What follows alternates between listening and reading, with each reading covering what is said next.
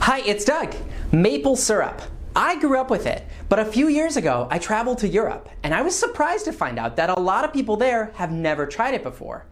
A few of the people I met who had tried it thought it tasted disgusting. What do you think of maple syrup?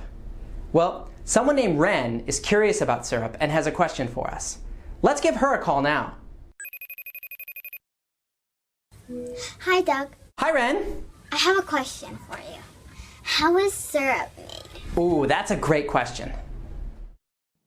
There are so many interesting reasons why you might ask a question like this.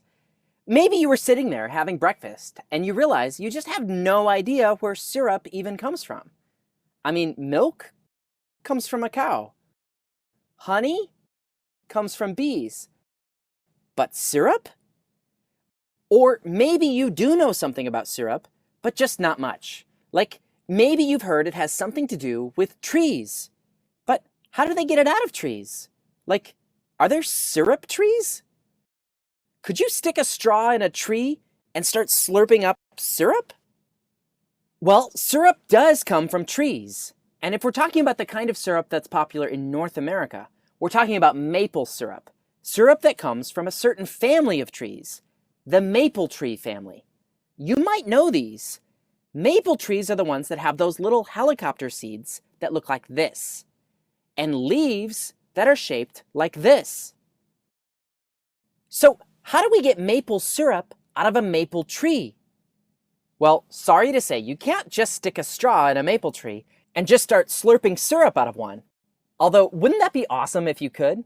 But believe it or not, the way we do get syrup out of a maple tree isn't actually that different from this. First, you create a small hole in the side of the maple tree, all the way into the bark, but not too deep, otherwise it could harm the tree. Then, you insert a hollow tube. A liquid will slowly start to ooze out. You see that right there? You want to collect all that liquid in a bucket.